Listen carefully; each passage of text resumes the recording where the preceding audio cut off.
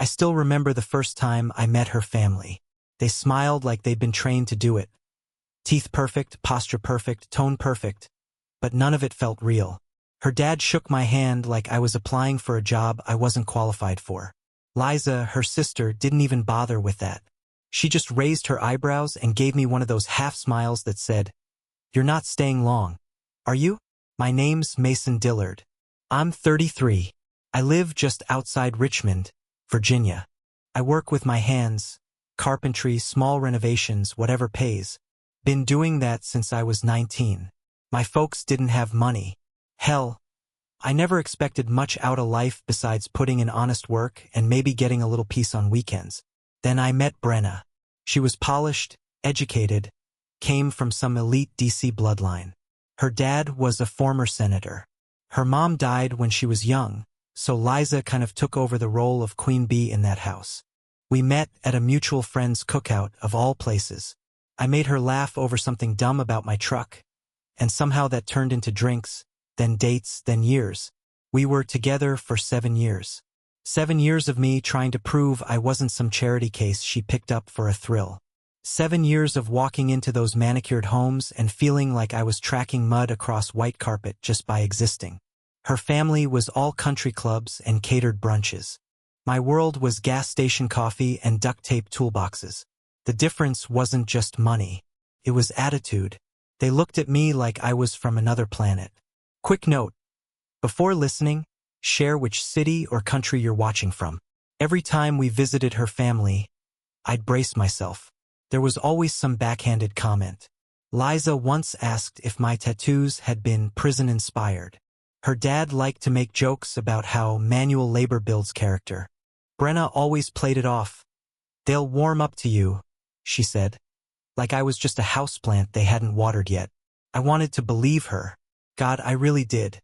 She had this way of making me feel like the world we built together was its own thing. Just the two of us. Safe. Real. And I clung to that. Ignored the tension. Laughed when I should have spoken up. Bit my tongue so much it practically bled. But the truth was ugly. We weren't equals. Not in their eyes. Maybe not even in hers. Looking back, I don't know what's worse, that they saw me as less, or that I let it happen for so long. Brenna cornered me in the kitchen 2 weeks later with that same rehearsed optimism she used every time her family came up. "They want us up at the lodge this year," she said, dropping her keys on the counter like it was no big deal. "Labor Day weekend. Everyone's going." I didn't answer right away, just kept rinsing out my coffee mug, letting the water run a little longer than necessary. "I said no last year," I reminded her. "They've been asking about you," she added. I could hear the push in her voice. "Dad said it'd be good to see you. And Liza's bringing her fiancé. Right? So the entertainment's covered." She sighed hard. "Mason, come on. Just this once. I promise it'll be different." That promise. She'd used it before. I didn't believe it, but I still said, "Fine." Mostly because I was tired. Of arguing, of pretending it didn't bother me, of pretending it didn't bother her. The drive up to Vermont took forever. She had a playlist, I had silence. The further we got into the mountains, the more the air changed, like even the damn trees knew money lived up there. When we pulled into the gravel driveway, the place hit me like a slap. Big stone columns, cedar siding, wraparound deck, the works, like a magazine cover. Her dad came out wearing some cable-knit sweater that probably cost more than my truck. "Mason," he said, with a smile that didn't reach his eyes. "Still driving that old Ford?" "Yup. Still gets me where I need to go." I shook his hand, firm. Didn't smile. Liza came out behind him, wearing all white like she was heading to a tennis match. "Well, look who made it," she muttered. Her fiancé, some Harvard-looking guy named Ethan, followed with a nod that barely qualified as human. Inside, it smelled like wood polish and lavender. The kind of place where you were afraid to touch anything.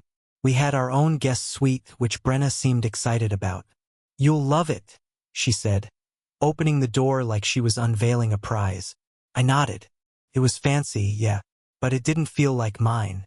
The weekend started like a job interview I didn't sign up for. Every conversation was loaded. So, Mason still doing handiwork? Her cousin Leah asked at lunch. Yeah, pays the bills. Keeps me busy. She nodded like she was proud of me for not going to jail. At dinner that night, her dad brought up politics, his favorite sport, and looked directly at me. Still not voting, Mason? Didn't say that, I replied. Oh, good, he said. Would hate for you to miss out on such an important civic duty. Liza laughed into her wineglass. I looked at Brenna. She smiled at her plate. Every hour felt like another mile to crawl. I started watching the clock like I was doing time. Meals, drinks, walks around the property. I played the part, nodded where I had to, laughed when it wouldn't cost me anything.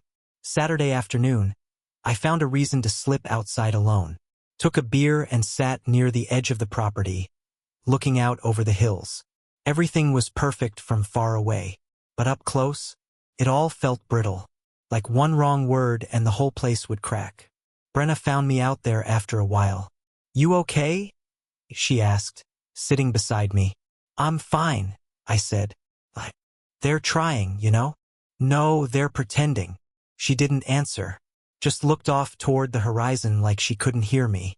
Sunday morning came, and I was already mentally packing. I smiled for photos. I shook hands. I let her aunt kiss my cheek. I even helped set up a brunch table with Ethan, who spent the whole time explaining hedge funds like I asked. By Monday, I had a headache behind my eyes and a bitter taste in my mouth. We loaded the car in silence. I didn't speak until we hit the state line. I'm never doing that again, I said. She looked out her window and whispered, I know. We got back Monday, but it didn't take long for the next invitation to show up. Brenna's mom's side was throwing some fancy dinner in Georgetown. Black tie, seated courses, candlelight, the works. Her dad would be hosting. She said it'd be low-key, just family and close friends. I should have said no. I knew better, but I didn't. So I bought a new shirt, dusted off the same suit I wore to a wedding 3 years back, and let her fix my tie in the car. Her hands were shaking a little, and she kept looking out the window like she didn't want to be there either. Still, we walked in side by side. The dining room looked like something out of a movie.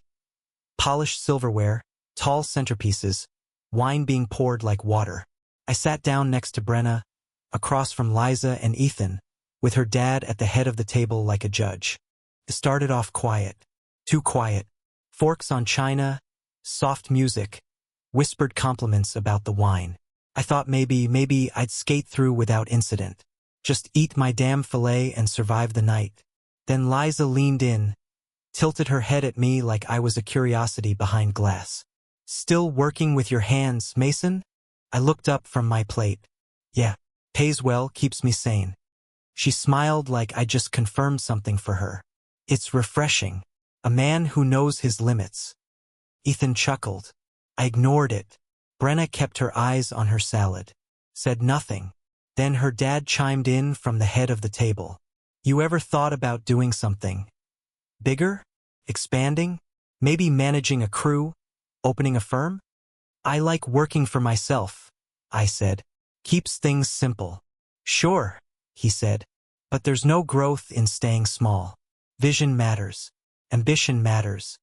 I've got ambition, I said, maybe sharper than I should have. It just doesn't wear a tie. He raised his glass. Fair enough. I waited for Brenna to say something. Still nothing.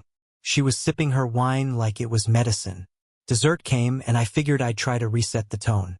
I stood up, raised my glass. I just wanted to say thanks, I said, for having me, for including me. Means a lot. For a second, there was silence. Then her cousin Leah let out a soft chuckle. Liza snorted. You're serious?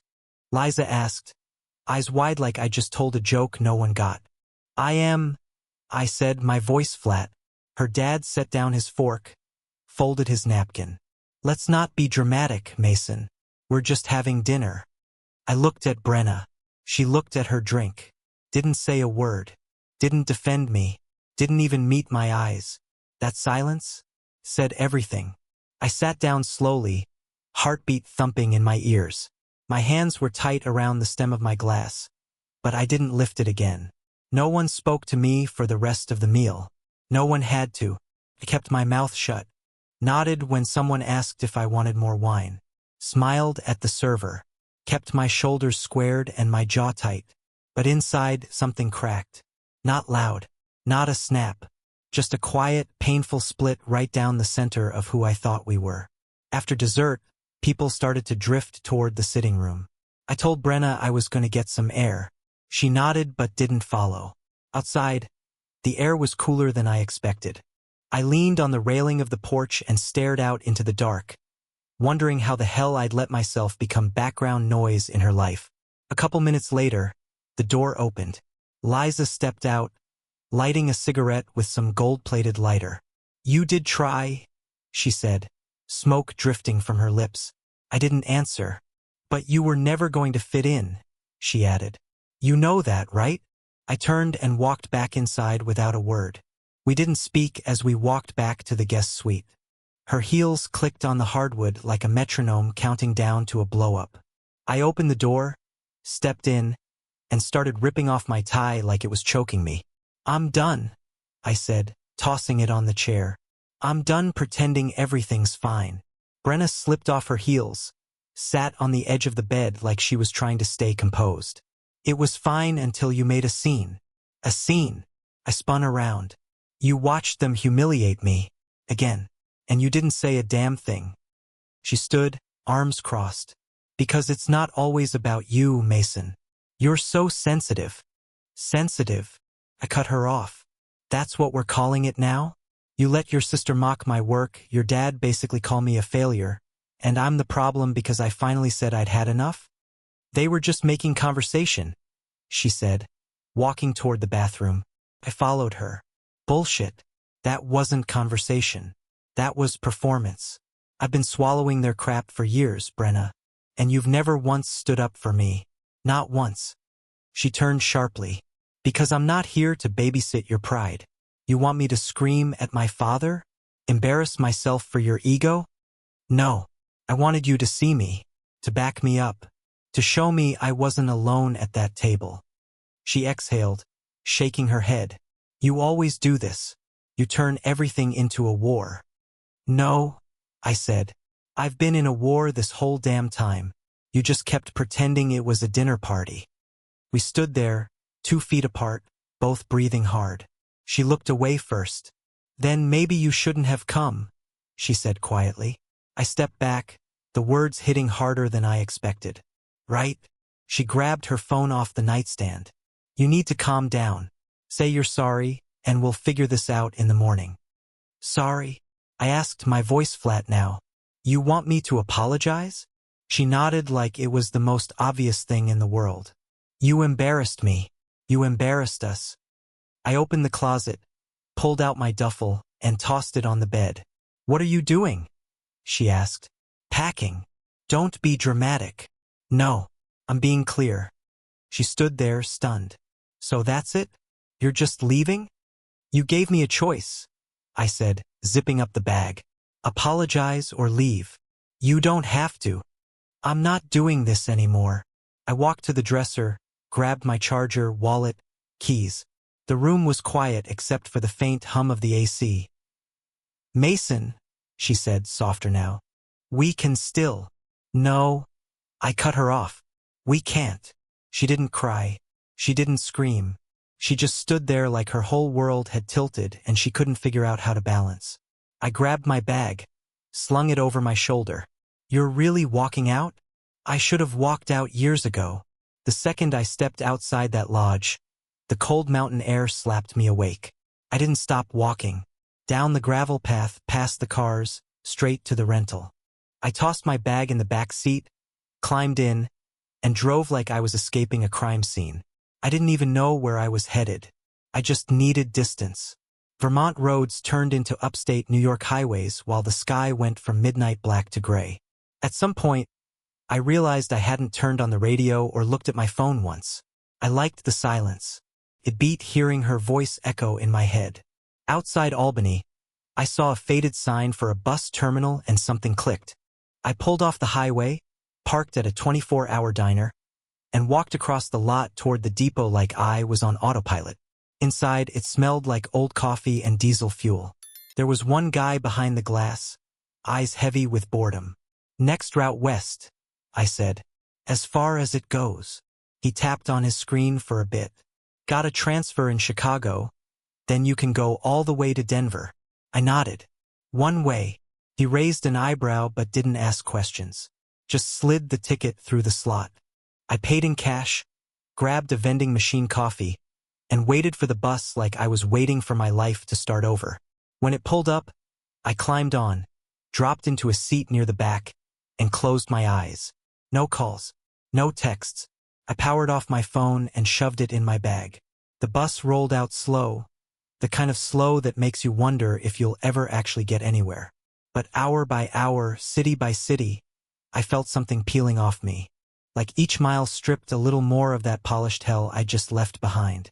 By the time we crossed into Colorado, my back ached and my neck was stiff, but I didn't care. I looked out the window and saw dry hills, open sky, and space. Real space. Nobody talking down to me, nobody watching my every move.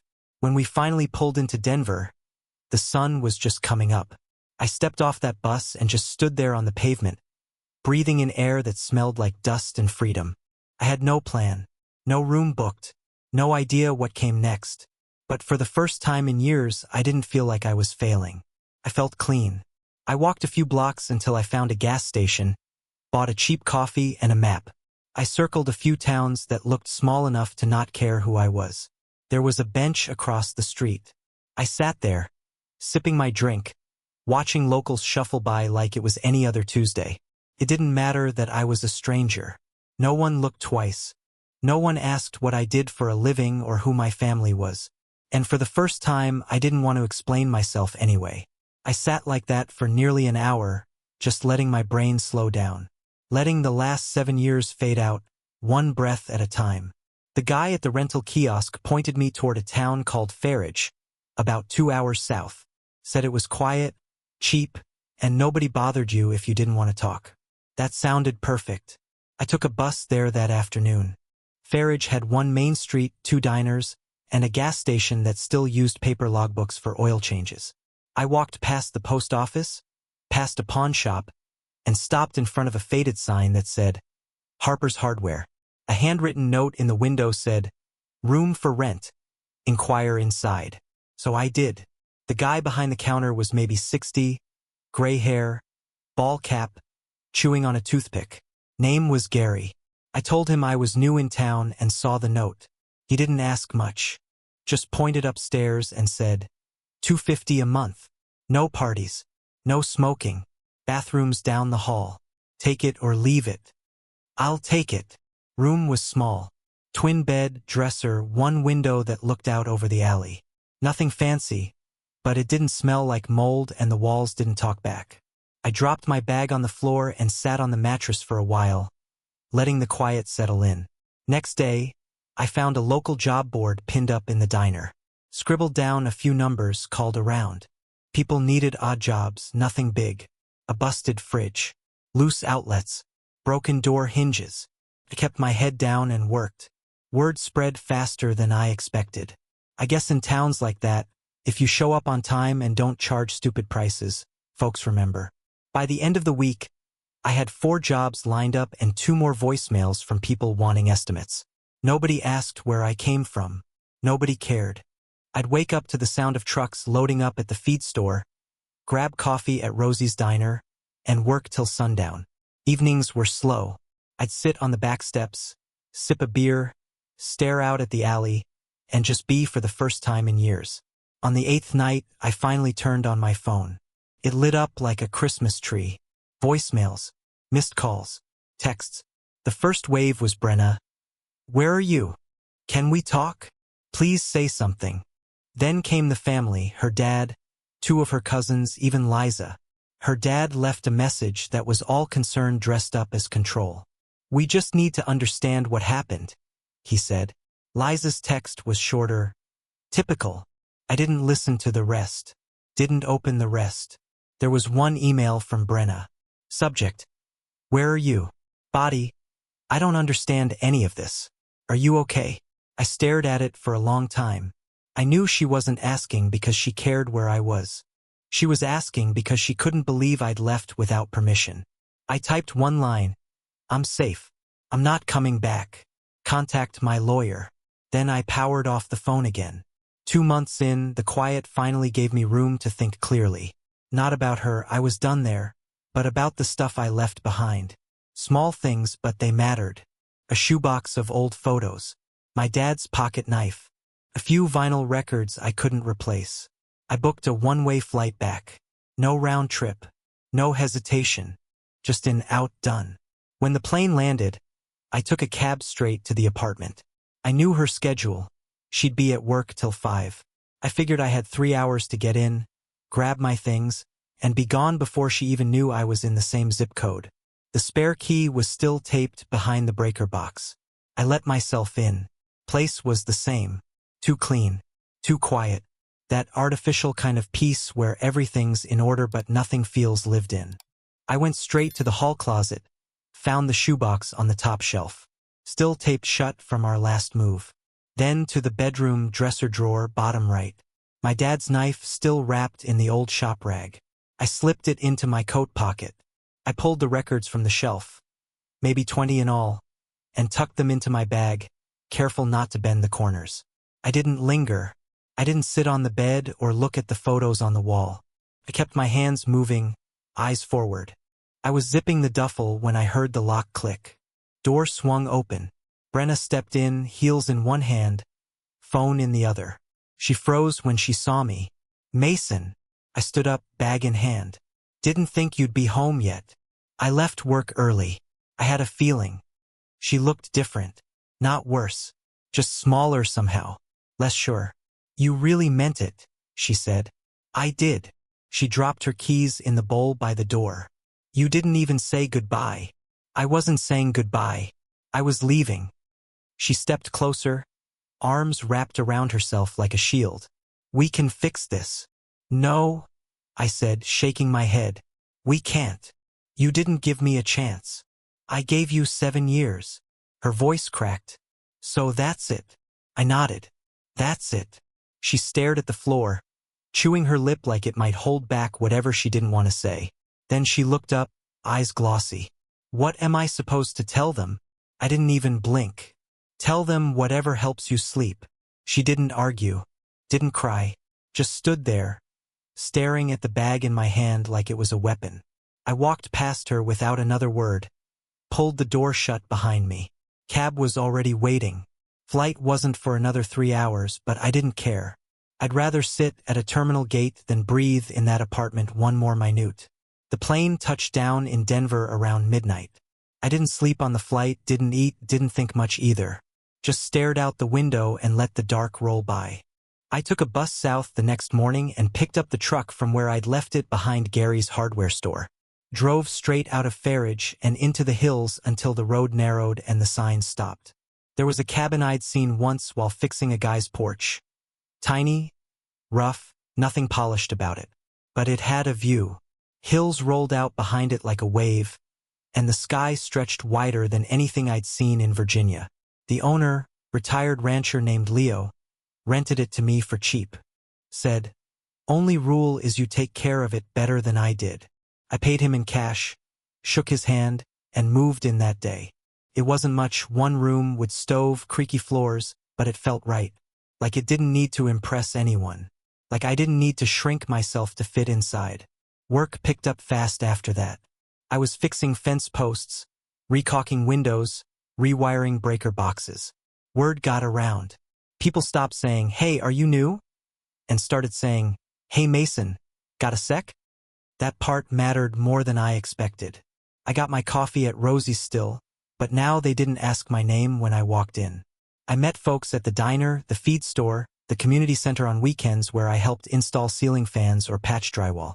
Nobody cared what I drove or where I went to school. They cared that I showed up. A couple weeks in, I heard a scratching noise outside the cabin. Thought it was a raccoon at first. Turned out to be a mutt. Skinny, beat up, looked like he'd been living off trash for months. Just stood there, staring at me like he was daring me to send him off. I tossed him some leftover beef jerky. He didn't move. Suit yourself? I muttered, heading back inside. Next morning, he was still there. So I put out a bowl of water and half a sandwich. By the third day, he'd followed me to the truck. I called him Tank. He wasn't pretty. One ear chewed up, tail crooked, but he stuck by me like it was his job. Rode with me to jobs, slept by the stove, barked at deer like they owed him money. I started calling my sister more. She lived down in Roanoke, raising 2 boys on her own. We hadn't talked much over the years. Not because of anything bad, just life getting in the way. But now I found myself wanting to hear someone familiar. She finally visited one weekend in October. Stood on the porch, looked around, then looked at me.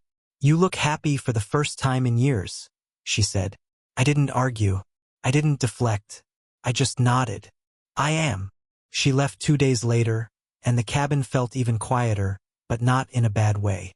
Peaceful. Still. Like it had settled into place around me. Nights were cold, but I had firewood and blankets. Tank snored like a chainsaw. My hands stayed busy, my head stayed clear. I didn't miss the noise. I didn't miss the wait. I didn't miss her. The sun was barely up when I drove into town to check the P.O. box. Tank rode shotgun, head out the window, catching the cold air like it belonged to him. I grabbed my mail, couple utility bills, a flyer for a chili cook-off, and one envelope with handwriting I knew too well. Neat, controlled. Hers. It was just a single sheet inside. "I see it now. I'm sorry." No greeting. No sign-off. No explanation. Just that. I stood there in the post office entryway, holding it like it might burn through my fingers. I didn't read it twice. I didn't sit there and stare into space trying to decode it. I folded it once, shoved it back in the envelope, and tossed it into the trash can by the door. I already knew she saw it. She just saw it too late. A week later, another envelope showed up, thicker this time. No return address, but the handwriting gave it away before I even opened it. Her father. Inside was a typed letter, signed at the bottom like he was still running a damn campaign. The first paragraph was polite enough. "I hope this finds you well, etc." Then it shifted fast. Disappointment. Concern.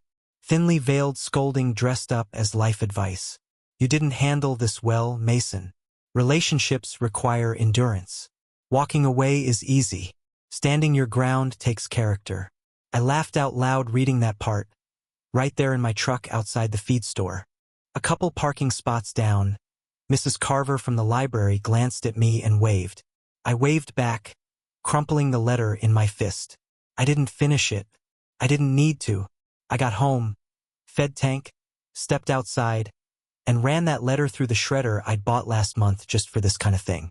It made a satisfying hum, then silence. And that silence, that's what I chose. Not rage, not some revenge fantasy, not arguing my worth to people who'd already made up their minds. I kept showing up to work, kept fixing broken porch steps, rewiring dim switches, sealing roof cracks before the snow hit. Locals called me first now. Some of them even brought hot coffee when they knew I'd be on site early. Tank and I kept walking the trail behind the cabin every morning. He chased squirrels. I let my brain go blank. We passed the same rusted gate, the same crooked fence, the same big rock with initials carved in it from who knows when. It never got old. The thing about peace, real peace, is it's not loud. It doesn't shout that it's arrived. It just settles in, piece by piece, until one day you realize you haven't clenched your jaw in a week. You haven't woken up dreading the day. You haven't checked your phone hoping for something that'll never come. People in town never asked about her. Maybe they assumed. Maybe they didn't care. Either way, it felt good. Clean. My sister sent me a care package, some of Mom's old baking tools, a photo of us as kids at a state fair, a handwritten note that said, "I'm proud of you. Don't disappear again." I hung the photo above the wood stove with a nail and some twine. Tank barked at it once, then went back to chewing his bone. By December, snow blanketed the hills and made the whole place feel like something out of a postcard. I worked when I could. Shoveled driveways, fixed busted heaters, helped Leo haul firewood he couldn't carry anymore. One night after dinner, I pulled out my phone, scrolled through old contacts, and deleted half of them. Brenna's name was near the top. I hovered over it for a second. Not out of doubt, just reflex. Then I hit delete. Not blocked. Not muted. Gone. Whatever they wanted from me, closure, guilt, and apology. I'd already given the only thing I owed them. Distance. That was the trade. They got their bubble. Their polished, hollow world. And I got mine. Rough edges, loud dogs, honest work, and no one standing in front of me pretending to smile. Spring rolled in slow, then quick. Before I knew it, a year had passed since I walked out that door and never looked back. The divorce papers came through clean. No fights, no back and forth, just a signature and silence. I got a notification from my lawyer, deleted the email, and went right back to work on a busted screen door.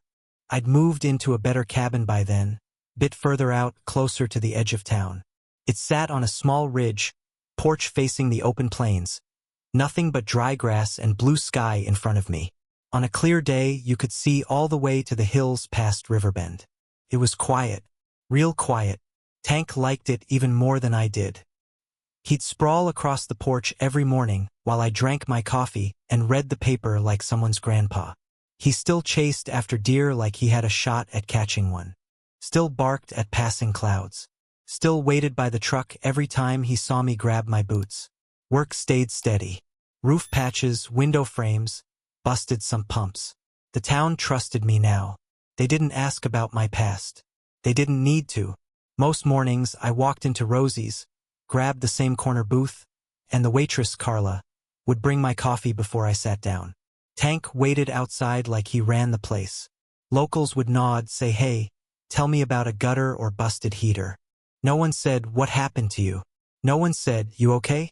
No one asked about Brenna. They didn't need to. Sometimes I'd catch myself wondering what they were doing back east. Her dad, Liza, the whole polished crew. I'd picture them at some holiday brunch, all sipping champagne and spinning stories to each other. Maybe I was still the cautionary tale. Doesn't matter. They wanted apologies. I gave them distance. They wanted me small. I got loud in silence. I don't regret leaving. I regret not leaving sooner.